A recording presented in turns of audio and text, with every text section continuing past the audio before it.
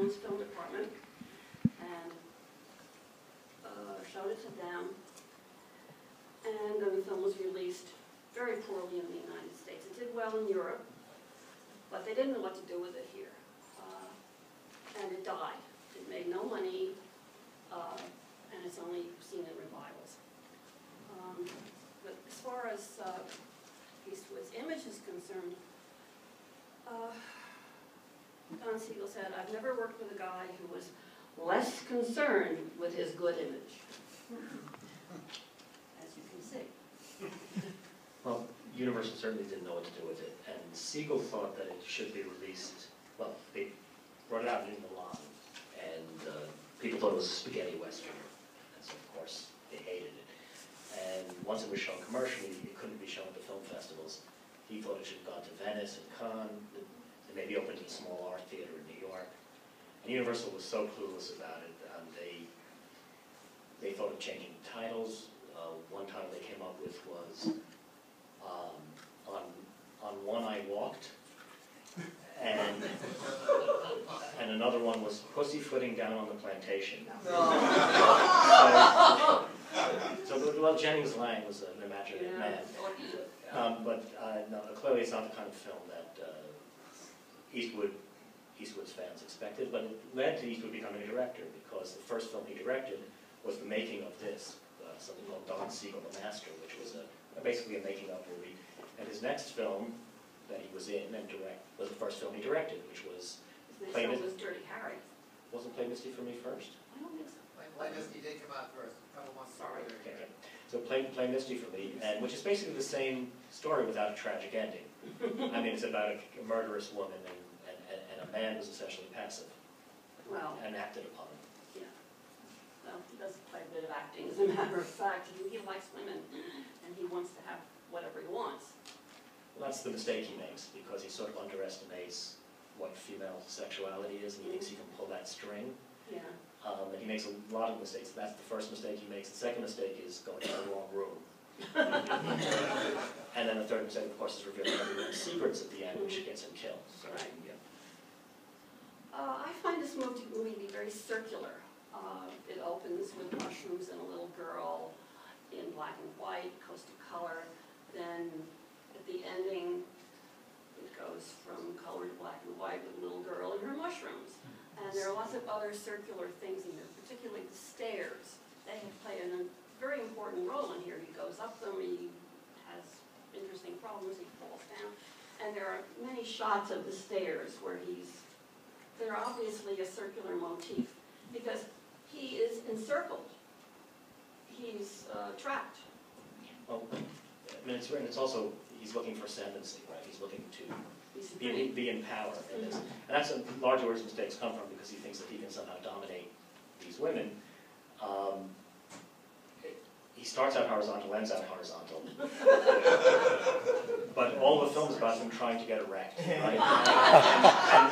and he eventually gets up to that top staircase, thinking that he's reached the top, and of course that's the beginning of his downfall. Right. Yeah.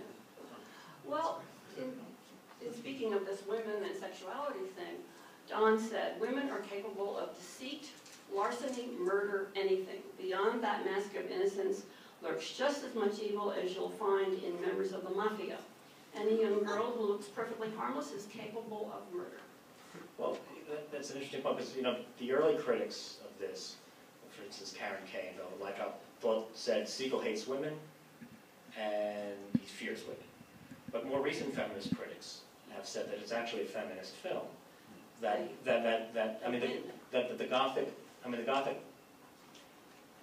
the Gothic genre is about psychosexual anxiety, and it generally has been about treating women as the other and as something frightening and to be tamed. But in this film, it doesn't. In this film, these women are the one who act. They're all very capable. They're all honest. Every one of them expresses what her desire is to Eastwood. He's the only one who lies and manipulates. And at the end, it doesn't have the classic Gothic ending, which is the house going up in flames, in Jane Eyre or Rebecca or whatever. They go back to their regular feminine routine. So convinced of their innocence. And well, they are innocent. They're only defending, I mean, it's a Freudian film, but it's also a Darwinian film, because, you know, you talk about the caterpillar who's eaten by the ants at Right. the beginning, or, well, the crow, which is kind of a heavy-handed symbol. Don Siegel defended that, he liked it. Right. But really he's an intruder, and they're defending their nests. Mhm. He also says, well, why didn't you castrate me? Yeah. And virtually that's part of that question that he asks, I might chop off something else. Right. There are a lot of lines like that. My Yeah. favorite is the mixing of pleasure and pain. Yeah. But Elliot would always, one of the things that Jake pointed out the other day is Elliot would always talk about the horrible deaths that people in the film, the actors in the film experienced afterwards, or he would also talk about the foreign titles. And the French title, and this was not very interesting, was The Prey, but the Italian title was Private Jonathan's Wild Night, which is a great title. And unfortunately, poor Elizabeth Hartman, who plays, you know, the depressive Edwina in the depressive version of this, eventually gave up acting and jumped out the window of her house in Pittsburgh and committed suicide. And 3 days later, Geraldine Page died on stage. She had a heart attack 3 days later. So that's the kind of coincidence that Elliot loved.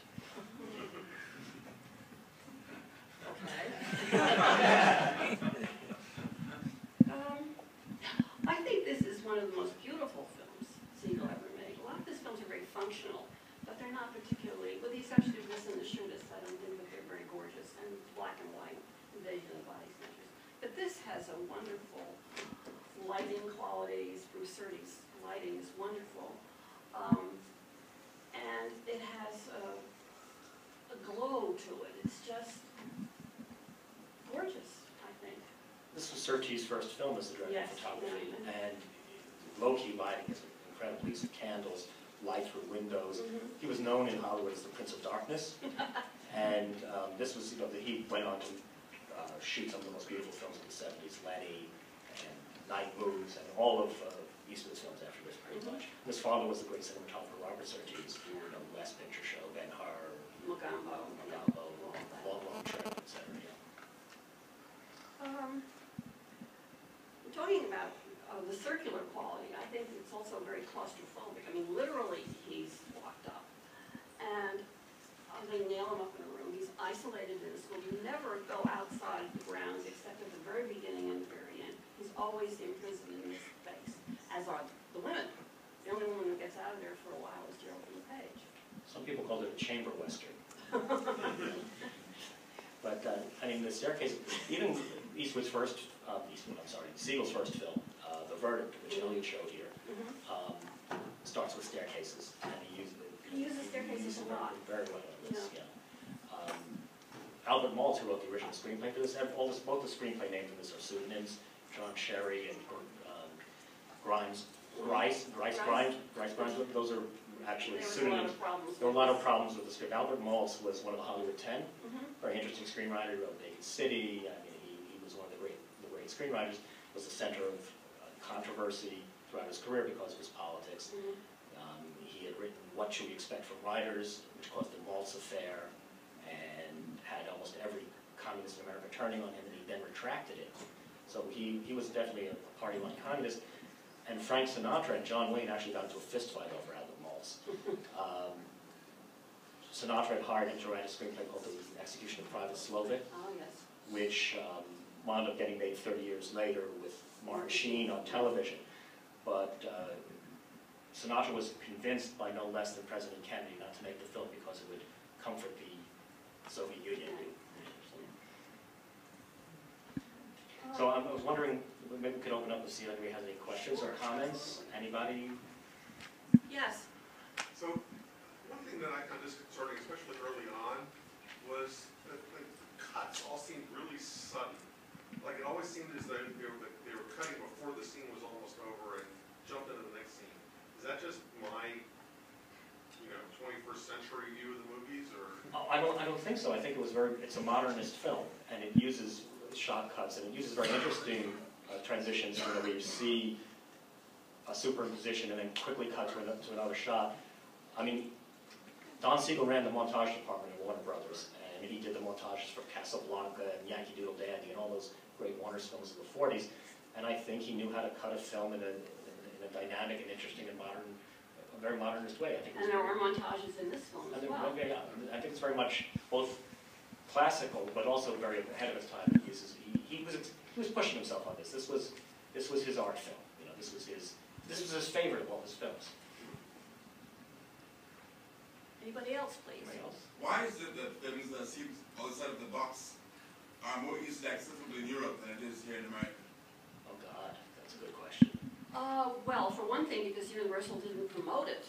They buried it. It played for 2 weeks in Manhattan, and then they took it away. It's only played here in revivals and retrospectives and places like this, and it's just a dead movie. They may have to do more with the structure of the movie industry here as opposed to in Europe, where in many countries it's state subsidized. Here, it's pure, you know, raw capitalism. You know. So, Speaking of subsidizing, Don Siegel had a conversation with Jean-Luc Godard once, and Don said, "You have something I would like very much to have, freedom." And Godard said, "You have what I like, money." That would be the main difference. Anyone have anything to say about? I'm curious what women think about this film. Marjorie? Well, the most shocking moment for me is right at the beginning. When you say his first mistake. His first mistake is kissing the 12-year-old girl, I think. And it was actually the most shocking moment in the movie for me. And the actress is actually 10, but she didn't have much of a career after that. I think she's wonderful in this, but she was in a couple of films. She was Wanda June, Happy Birthday, Wanda June. She was in The Mephisto Waltz and Whatever Happened to Aunt Helen. But she tested for The Exorcist and lost out to Linda Blair. She gave up acting and became a nurse, married a doctor, became an animal rights activist, and was arrested at a demonstration for carrying an elephant hook. And She had a happy life or something. I suppose Elizabeth Hartman, yes. And one of the other little girls, this is just trivia, this is typical LA type trivia, but the girl who plays the character of Abigail, although uncredited, played Marnie, young Marnie in Marnie, the murder scene. Yeah. Brian, you're going to say something? So, Yeah. Peter. What do you make of the incest thing? You talk about these women as innocent. Well, it's a hot house. Everybody's hot to trot, and there's nobody to trot with. And she obviously had quite a relationship with her brother. Yeah. So, Like it's a little bit jarring. At first, you think it's maybe her husband. no. And then somehow you figure out a Well, little they bit say after right you out. see them They in the say right head. out. It's the It's the brother. No, but in the Gothic, you know, those kind of incestuous things often come through in the Gothic. This is very much in the line of, especially the Southern Gothic, you know, with Tennessee Williams in particular, and I think particularly The Night of the Iguana. The scene where they tie him up in the canvas is a very similar scene in Night of the Iguana with Richard Burton drunk in a hammock. And there's Deborah Carr, who's the virgin, just like Elizabeth Hartman. There's the dominant woman, played by Ava Gardner, who's very much like Geraldine Page. And there's the Sue Lyon character, who's very much like Carol in this. There's even an iguana as opposed to a crow. But everybody is not hard to try, not the one.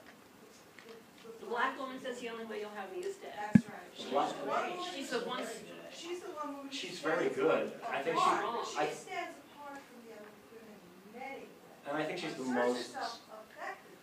I think she's the most sympathetic character in the film. I don't know how other people feel. And this film was very much a film made in 1970, 71. It's a film about the Vietnam War as much as it's about the Civil War. I mean, there's this pacifist song that's sung at the beginning and the end that Clint Eastwood sings so beautifully. And there's the Black Power theme that runs through it as well. I mean, she speaks in a way that I'm sure very few black women spoke in 1863. But she's a wonderful actress. She was in a few more of Siegel's films. She actually, speaking of the Black Power theme, she actually produced a documentary called Angela Davis, Portrait of a Revolutionary.